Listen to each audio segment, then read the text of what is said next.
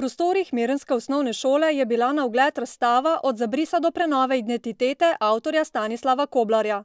Razstava predstavlja življenje Slovencev v Bosni in Hercegovini v obdobju od leta 1530 do leta 2010 in se ukvarja predvsem z nacionalno in kulturno identiteto.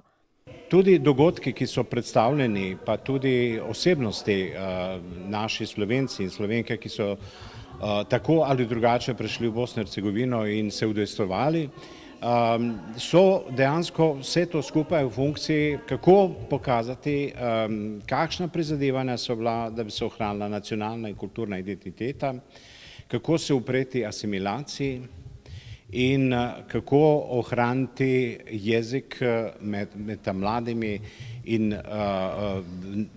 ljudske šege, navade in tako naprej. Razstava je del velikega projekta, ki se je začel 6-letno raziskavo. Te se je lotilo okoli 20 slovenskih in bosanskih zgodovinarjev, raziskovalcev in znanstvenikov. Iz tega je nastala zelo obsežna monografija, 4. stran trikotnika Slovenci v Bosni in Hercegovini 1878, se pravi od avstrijske zasedbe do leta 2010. In nadaljevali smo z raziskavami, nato pa je prišlo do te razstave. Seveda, razstava je dokaj obsežna, lahko bi bila še bolj, če bi bilo več sredstev na voljo, tako pa smo se omejili na teh 24 pravzaprav poglavij, v katerim so opisana izjemno zanimiva dogajanja in izpostavljene najbolj, tako bi rekel, ugledne osebnosti slovenskega rodu ali pa Slovenci, tako da rečem, po prvi generaciji, ki so rojeni v Sloveniji, pa so prišli dol. Sarajevska skupnost je sicer ena najstarejših slovenskih skupnosti v zgodovini izseljenstva. Prvo slovensko društvo, slovensko omizje v Sarajevu ustanovljeno 1879 leta, kakšne 2 leti po prvem slovenskem društvu v Clevelandu. Da ne govorim, da so imeli več društev, da so recimo imeli društvo Cankar, ki je med 2 svetovnima vojnama izjemno dobro delovalo, konec koncev, tudi zdaj, ko smo ga obnovili leta 1993, prav med vojno, društvo še zdaj zelo dobro deluje, smo v kratkem, v 2-3 letih postali eno vodilnih kulturnih društev v Sarajevu, ne glede na našo številčnost. Mislim, ker Slovenci nikoli niso bili v Bosni in Hercegovini, ne vem kako številen narod oziroma narodna skupnost. Ponavadi, v glavnem nas je bilo tam kakšnih 4 do 7 tisoč, nikoli več kot 0,3%.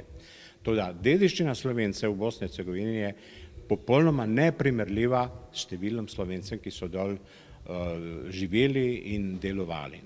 Del te razstave je tudi knjiga Od prednikov do potomcev, Slovenci v Slatini in Banja Luki 1923-2008, ki jo je napisala Vera Papež Adamič, Slovenka, kot pravi sama, z 2 domovinama. Veliko Slovencev je napustilo to Slatino, tam je še Slovencev. Društvo Triglav je zelo aktiven, imajo svoje šole, imajo pouk slovenski, imajo, mislim, da jih ima 1400 članov in so zelo aktivni. Razstavo so sicer namerno pripeljali mirnski upokojenci, ki se v okviru svojih gostovanj radi odpravijo v tujino. No, mi imamo v okviru teh naših oddaj Pozdrav z Mirne izbranemu kraju. No, do zdaj smo jih imeli 20. 6 od tega jih je bilo zunaj. Pri mađarski manjšini slovenski Šibenik, Reka, Sarajevo, Banja Luka. No, potem pa 2, ki nista direktno povezani z našimi Slovenci v Pragi in v Salzburgu. Pričujoča razstava je zelo popestrila kulturno dogajanje na Mirni. Spomnila nas je na skoraj 500 let življenja naših rojakov v Bosni in Hercegovini. Spomnila nas je na dejstva, ki smo jih morda nekoč že vedeli, brali o njih. Predvsem pa moramo poudariti pomembno prijateljstvo, ki se je sklenilo med društvi na Mirni in 2 društvoma slovenskima, sicer v Sarajevu in v Banja Luki. Razstava je bila do sedaj na ogled v 5 državah, ogledalo pa si jo je več kot 11 tisoč obiskovalcev.